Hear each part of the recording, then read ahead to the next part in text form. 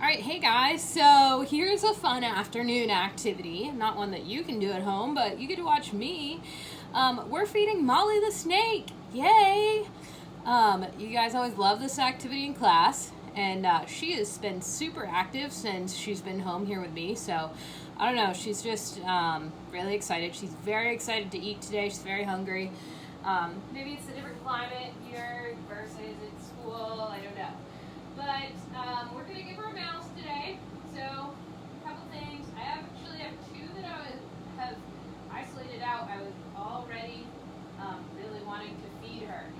And so when Ivan's down here with me too, he wants to eat the mouse also. When we feed Molly, we always put her in a separate cage, and the reason we do that is so that she doesn't get too excited, doesn't strike when she's coming out of her cage.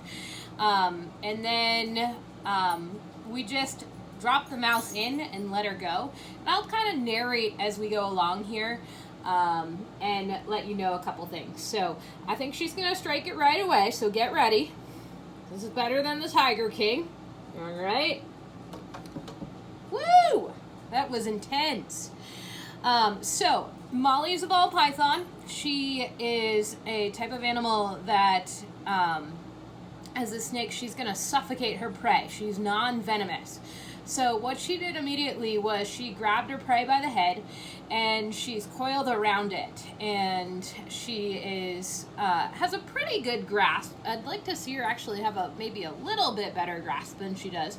But she's coiled around that mouse and she's going to keep that coil, keep that restriction until that mouse goes limp and she knows that it's dead, and then she'll start consuming it.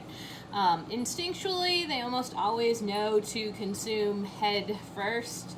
Once in a while, Bowser gets a little backwards, but Molly's pretty good. She's pretty consistent there. And we feed our mice primarily just because that's what we have in the classroom. And the cages that we have in the classroom are that size, so that is what she ends up eating. Really, she could be eating rats because of her size, because it's based upon the girth of the animal. You never want to feed a snake something wider than its girth because it could tear its insides. But she just generally eats a couple of mice instead of like a rat. So she's getting a couple mice today, 2 mice today, and that should fill her up for a couple of weeks. So she's determined that mouse is good and dead, and she's doing her she's going to replace it a little bit and get it so that she can eat it.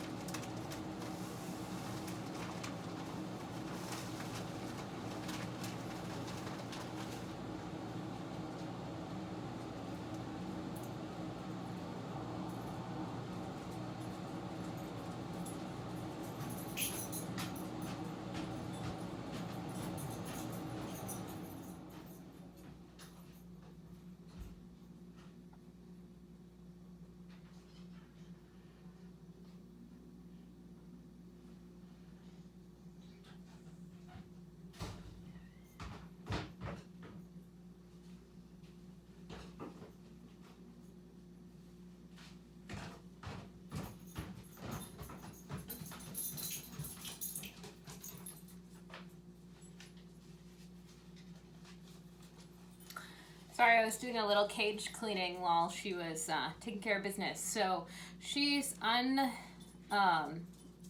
constricted from that animal, and now she's eating it. So she actually has the ability to open her jaws and unhinge her jaws so that her mouth can become wider in order for the prey to fit in. And after she does that, then she'll after the whole prey is consumed, she'll make a big yawn, and then that jaw will hinge back into place. So it doesn't take her very long to eat when she's in the mood and when she's, really hungry, which I think she is. And you can see it just kind of folds right in her mouth there. And she does a really good job of swallowing that down.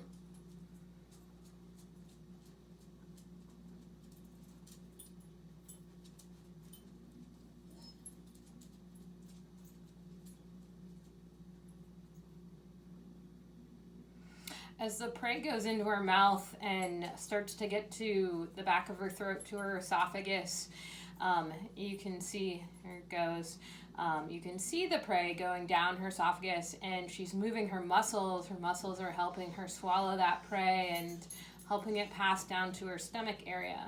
Once it gets to her stomach area, like the widest part of her, you won't see the mouse anymore in that place. You only see it as it's passing down that esophagus pipe. So that's where it's headed right now. Yeah. Is that delicious, Molly?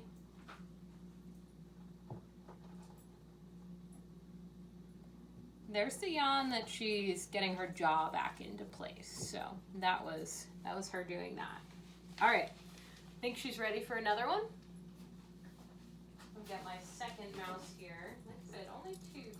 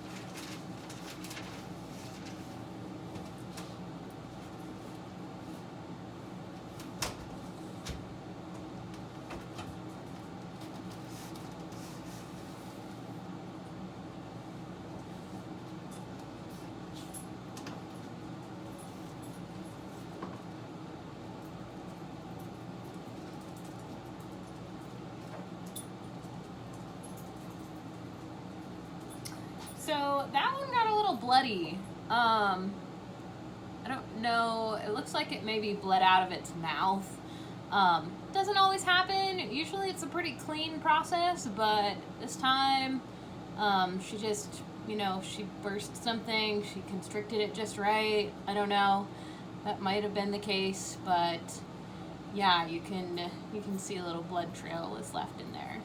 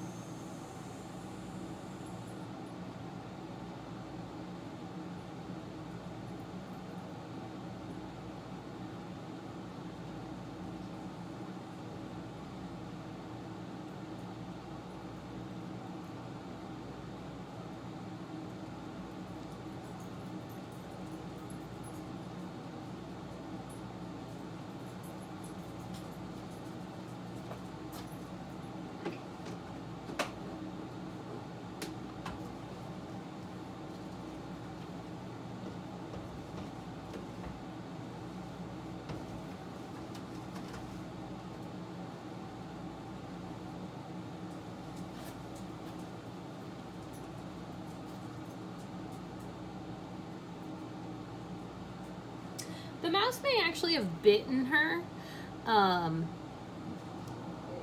is what it kind of appears to me right now. And that sometimes happens with live feeding, that the mouse can bite. That's one of the hazards of live feeding, why it's safer for feeding something that's been pre-killed, frozen, and then is given to the animal just thawed and warmed. But Molly really doesn't usually accept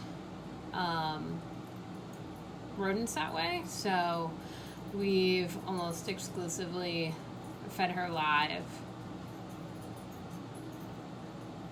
So we'll just have to keep watch on that little bite mark and see if it's something, if it causes her a problem, doesn't heal up on its own, then could give her a little antibiotic ointment or something to help heal that and prevent infections.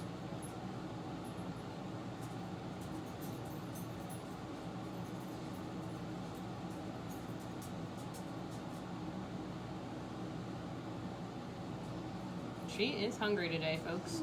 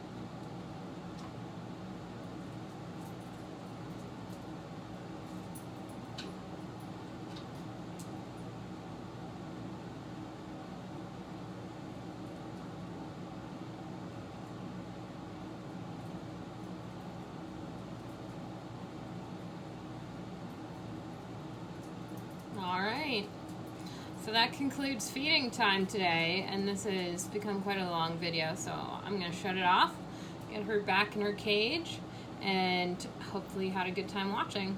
Say bye, Molly.